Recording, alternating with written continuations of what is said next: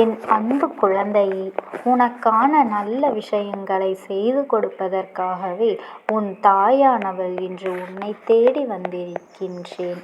என் தங்க குழந்தையே, இன்று உன் அம்மா உன்னுடைய துரோகியின் இல்லத்தில் நடந்து கொண்டிருக்கின்ற ஒரு முக்கியமான விஷயத்தை பற்றி உன்னிடத்தில் சொல்ல வந்திருக்கின்றேன். வெளியில் சொல்ல முடியாத அளவிற்கு ஒரு பிரச்சனை இவர்கள் வாழ்க்கையில் நடந்து கொண்டிருக்கின்றது. ஆனால் எக்காரணம் கண்டும் அது உனக்கு மட்டும் தெரிந்துவிடக்கூடாது என்பதில் அவர்கள் அத்தனை கவனமாக இருந்து கொண்டிருக்கின்றார்கள். ஏனென்றால் உனக்கு அவர்கள் செய்த துரோகத்திற்கு கிடைத்த தண்டனை அல்லவா அது. உனக்கு தெரிந்துவிட்டால் நீ மனமகிழ்ச்சி அடைந்து விடுவாய் அல்லவா. உன்னுடைய வாழ்க்கையில் நீ எப்பொழுதுமே சந்தோஷப்படக்கூடாது, மேலும் மேலும் வேதனைப்பட வேண்டும் என்று நினைத்து கொண்டிருந்த இவர்கள் இப்பொழுது அவர்களுக்கே அந்த விஷயங்கள் எல்லாம் வாழ்க்கையில் நடக்கும் பொழுது எக்காரணம் கொண்டும் அது உனக்கு தெரிந்துவிடக்கூடாது என்று அவர்கள் நினைக்கின்றார்கள். இருந்தாலும் இந்த அம்மா உனக்கு அத்தனை துரோகங்களை செய்த இவர்கள் இல்லத்தில் ஒரு விஷயம் நடக்கும் பொழுது அதை நிச்சயமாக நீ தெரிந்து கொள்ள வேண்டும்.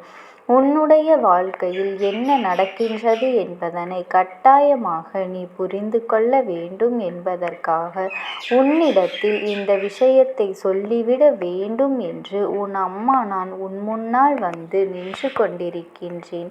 நாம் சந்தோஷப்பட வேண்டும் என்று அவசியம் கிடையாது.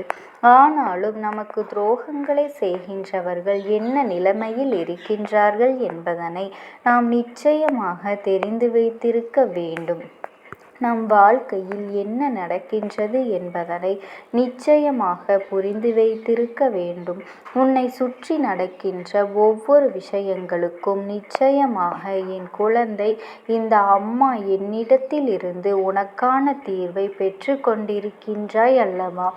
அப்படி இருக்கும் பொழுது உன்னை தேடி வருகின்ற ஒவ்வொரு விஷயங்களும் உனக்கு வாழ்க்கையில் என்னவாக இருக்கின்றது என்பதனை முதலில் நீ தெளிவாக புரிந்து கொள்ள வேண்டும். உன்னை சுற்றி என்ன நடக்கின்றது, ஏது நடக்கின்றது என்ற இந்த வாழ்க்கையில் உனக்கு என்ன கொடுக்கின்றது என்பதனை எல்லாம் நீ தெரிந்து கொள்ள உணர வேண்டிய தருணம் உனக்கு வந்துவிட்டது. எல்லா மாற்றங்களும் உன் வாழ்க்கையில் நடந்து கொண்டிருக்கும் பொழுது இது போன்ற ஒரு செயல் உன் துரோகியின் இல்லத்தில் நடக்கின்றது எனும் பொழுது அது எதனால் நடந்தது என்பதனை நீ தெரிந்து கொள்ள வேண்டும். உனக்கும் உன் துரோகியின் இல்லத்தில் நடந்து கொண்டிருக்கின்ற இந்த விஷயத்திற்கும் ஒரு மிகப்பெரிய தொடர்பு இருக்கின்றது. அதனால்தான் உன் அம்மா நான் என்ன இதனை உன்னிடத்தில் சொல்லிவிட வேண்டும் என்று வந்திருக்கின்றேன்.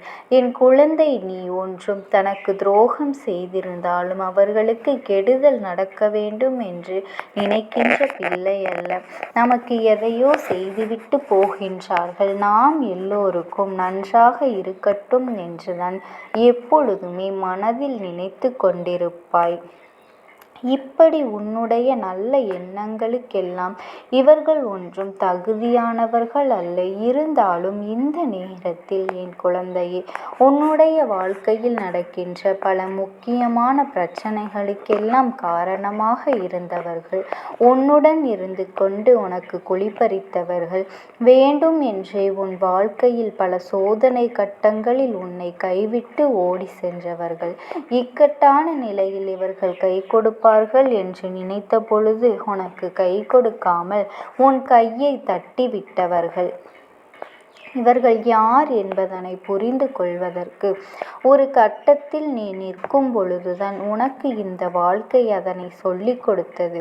ஒரு இக்கட்டான நிலையில் நின்று உதவிக்கு அவர்களை அழைத்த பொழுது அவர்கள் சொன்ன அந்த வார்த்தைகள் இன்னமும் உன் மனதில் நினைவில் இருக்கின்றது. இருந்தாலுமே எந்த வகையிலுமே யாருடைய வாழ்க்கையிலும் எந்த கஷ்டங்களும் வருவதற்கு நாம் காரணமாக இருக்கக்கூடாது என்று நினைக்கின்ற நீ என் பிள்ளை அல்லவா. இப்பொழுது உன்னை சுற்றி நடந்து கொண்டிருக்கின்ற இந்த விஷயங்களினால் உன் வாழ்க்கையில் என்ன நடந்து கொண்டிருக்கின்றது என்பதனை நீ கட்டாயமாக தெரிந்து கொள்ள வேண்டும். இதுநாள் வரையிலும் உனக்கு இந்த வாழ்க்கை கொடுத்த ஒவ்வொரு விஷயம் நீ என்னவென்று தெரிந்து கொள்ள வேண்டிய நேரம் உனக்கு வந்துவிட்டது அல்லவா?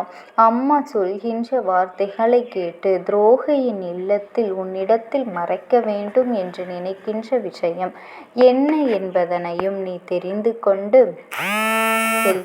என் தங்க குழந்தையே, அதற்காகத்தான் இன்று உனக்காக வந்திருக்கின்றேன்.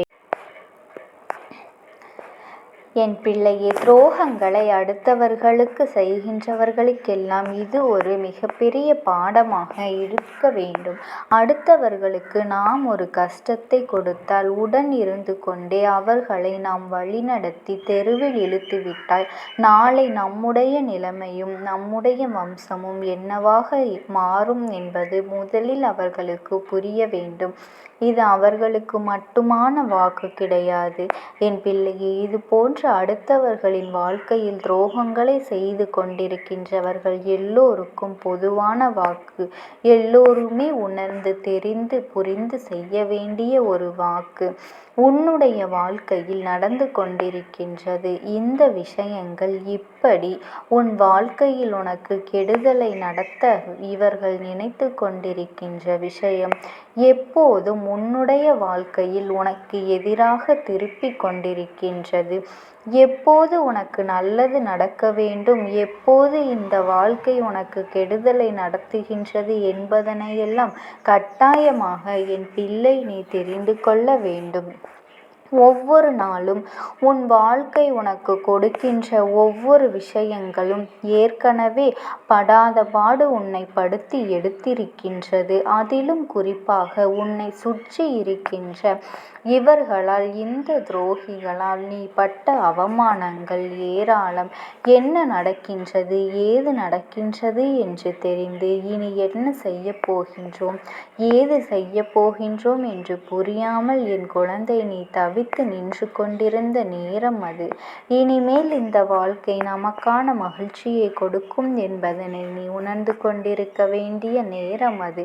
எல்லா சூழ்நிலைகளையும் தாண்டி நீ உன்னுடைய ஒட்டுமொத்த தேவைகளையும் நிறைவேற்றி கொள்ள துடித்து கொண்டிருந்த நேரம் இந்த துரோகத்தால் நீ வீழ்த்தப்பட்டாய் அல்லவா? என் தங்க குழந்தையே, நீ இத்தனை நாளும் இல்லாத உண்மையை இனி பெற்றுக்கொள்வாய். இவர்களுக்கு வாழ்க்கை கொடுத்த தண்டனை என்னவென்று நீ தெரிந்து கொண்டாய் அல்லவா? ஒருவருக்கு துரோகத்தை செய்யும் பொழுது அந்த துரோகம் எந்த அளவில் அவர்கள் வாழ்க்கையில் நிற்கும், எந்த அளவில் அவர்களை நின்று கொள்ளும் என்று நீ கண்டாய் அல்லவா? இனி இந்த சூழ்நிலைகளையெல்லாம் நினைத்து நீ வருத்தப்படாதே. உன்னை சுற்றி நடப்பதை எல்லாம் எண்ணி நீ வேதனைப்படாதே. இந்த வாழ்க்கை உனக்கு கொடுத்தது ஒவ்வொன்றுமே நிச்சயமாக தெய்வம் சரி செய்து விடும் என்ற நம்பிக்கையில்தான் உனக்கு துரோகத்தை நினைத்து அன்று அந்த படுகொலியில் தள்ளியவர்கள் இன்று அதைவிட படுகொலியில் விழுந்து கிடக்கின்றார்கள். நீயாவது எழுந்து விடுகின்ற தூரத்தில்தான் விழுந்து கிடந்தாய். ஆனால் அவர்களோ நினைத்தால் கூட எழுந்து வர முடியாத அளவிற்கு கை கொடுக்கவும் யாரும் வரப்போவதில்லை. ஏனென்றால் அவர்கள் செய்த பாவங்கள் அத்தனை பெரியது அல்லவா? அவர்கள் செய்த விஷயங்கள் அத்தனை பெரியது அல்லவா? அதனால் இதிலிருந்து உன்னுடைய வாழ்க்கையை நீ மீட்டெடுக்க வேண்டிய தருணம் உனக்கு வந்துவிட்டது என்றுதான் உன் அம்மா நான் சொல்கின்றேன். அதனால் என் தங்க குழந்தையே, நீ எதை நினைத்தும் கவலைப்படாதே.